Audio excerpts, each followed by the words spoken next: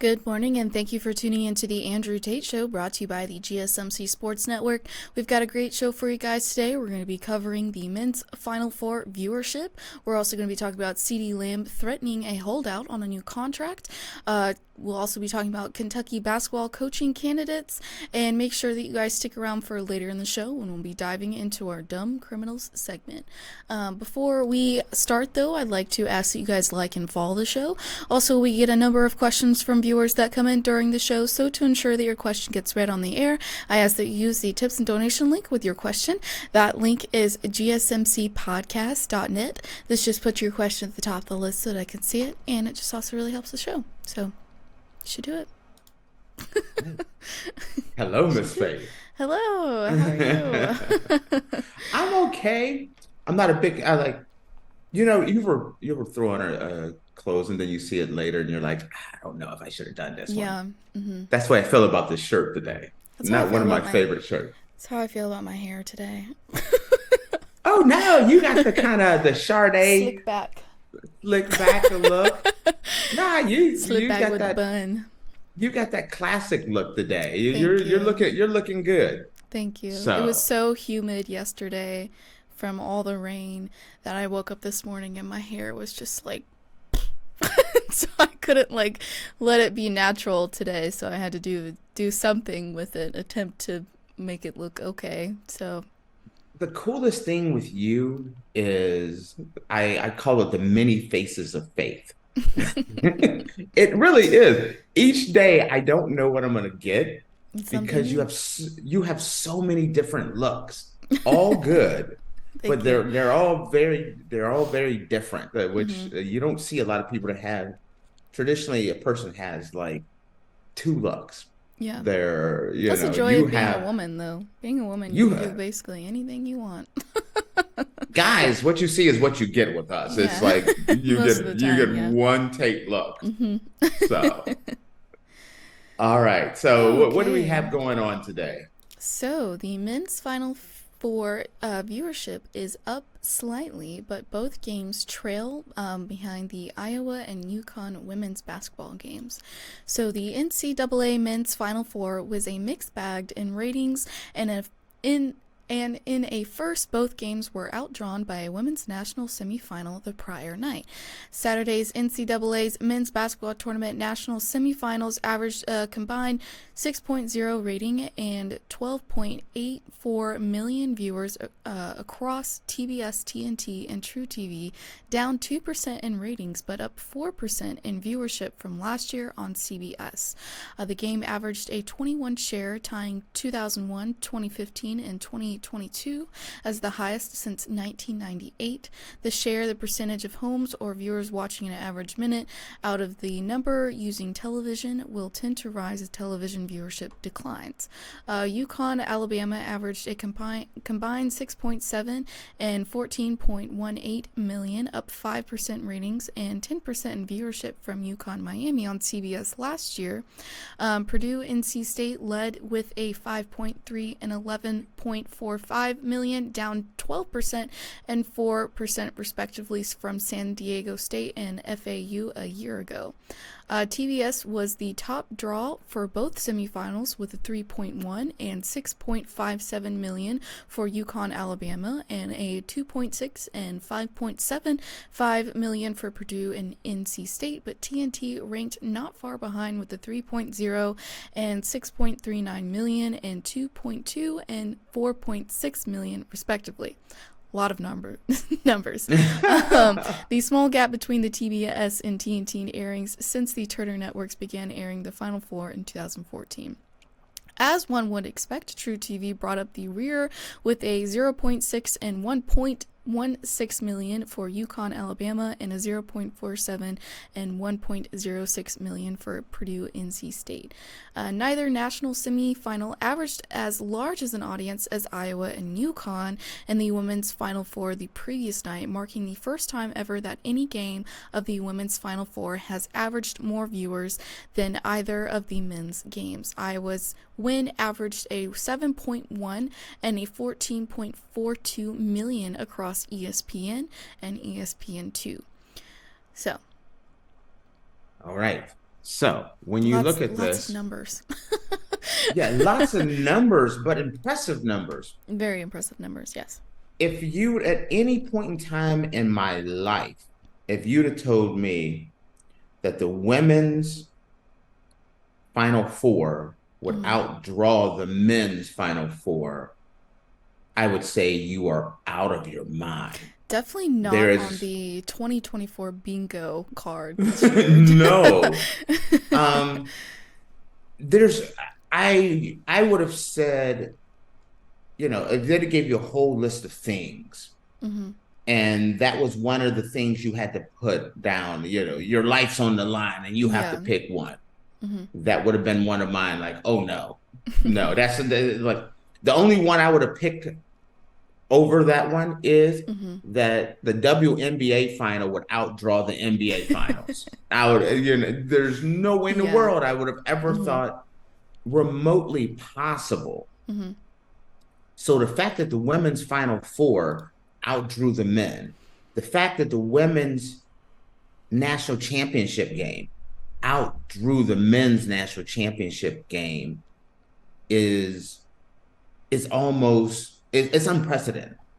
Mm-hmm. And again, whether people think she deserves it or not, you cannot deny Caitlin Clark's power and Yeah. the value that she brings to the game. Mm-hmm. Um, because man, did she put a lot of eyes on some TV sets. Yeah. I would love to see the breakdown of demographics as far as men and women, Mm-hmm. because one of the things I've always talked about is I would love to see more women support women's basketball a lot more. Mm-hmm. Um, so the fact that this has been done, if it's been done once, it can be done again. Right.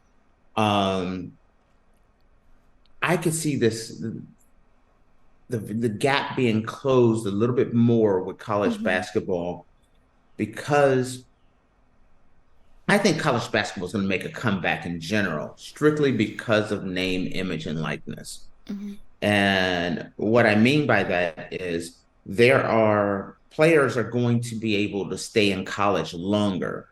So you're going to start being able to build the names like they used to do back in the 80s, the 70s, and the 80s, early Mm-hmm. 90s. It's hard to build on a one and done type athlete Mm-hmm. where, he comes to Kentucky, let's just say, goes through, has this meteoric rise, and then he's out to the NBA. Mm-hmm. Now there's going to be players that's going to have a great year and then come back for their sophomore year, come back for their junior year. So I see both leagues going up and up. It's a slight increase, but the way the game has changed for the men, where the team with the more experienced players are going to, that creates more of a storyline. Looking at UConn being back-to-back champions, and people starting to know, okay, I can look out for UConn. It's not like, oh, this team is stripped and then we have to go and figure out who's the next big thing.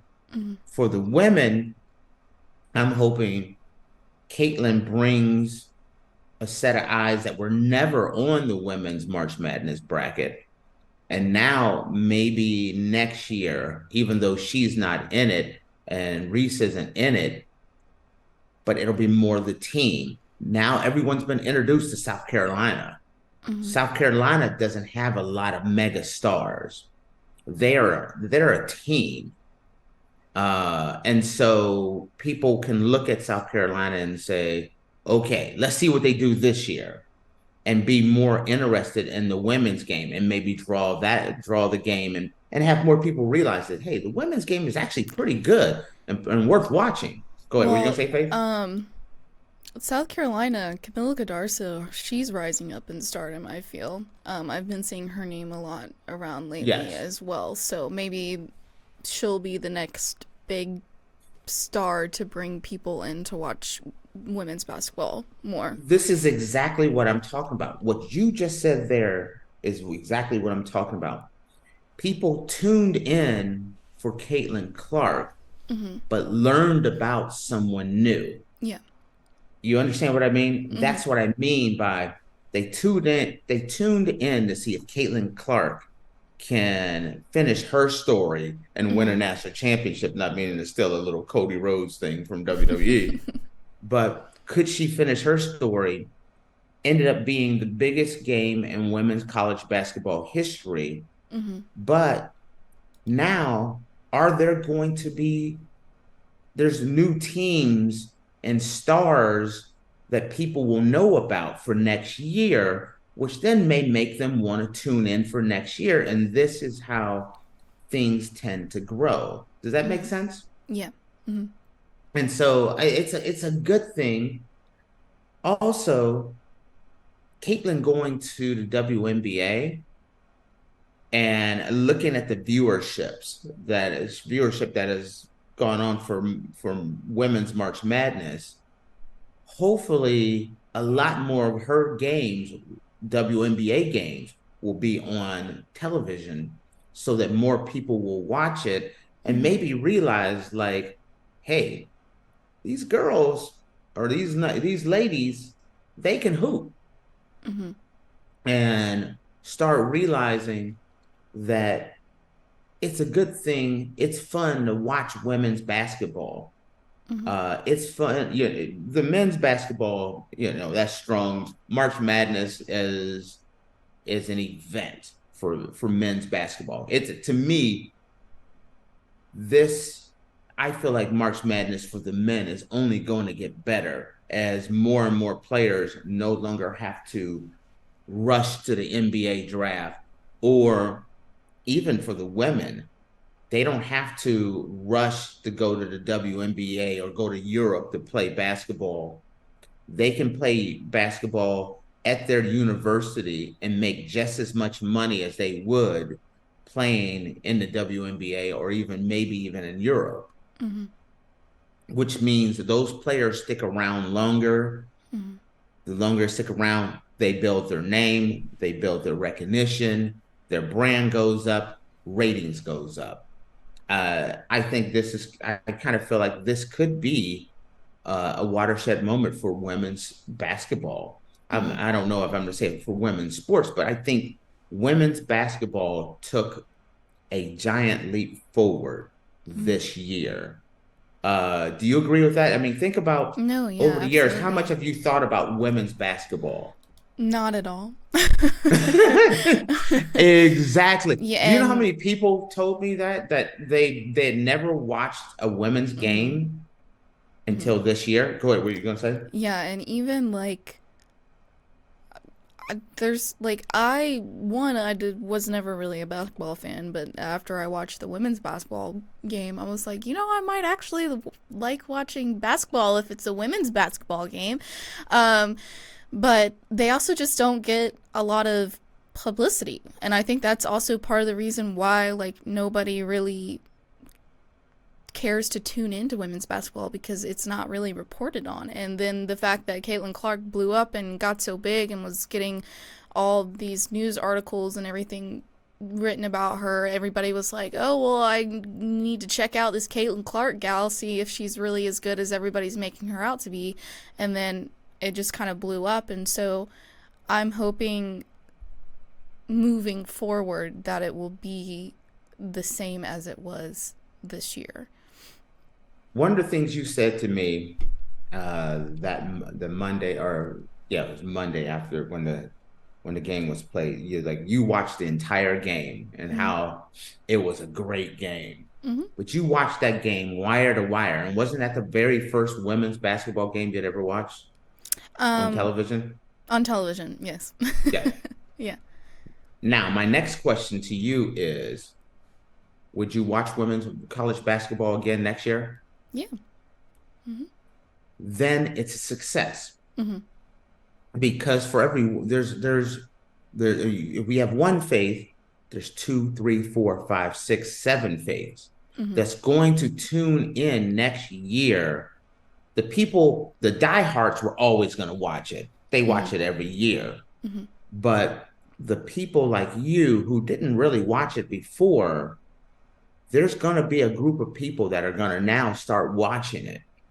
And so do you see how that raises things up? And if they can, I was hoping that Caitlin Clark would have stayed in for last year. I was really hoping that because I thought, think about next year. If she came back, True. I think that would have been, if let's say they make it back and they make it, let's say she came back, went to Iowa, and they're on fire next year. And South Carolina's on fire and LSU is on fire.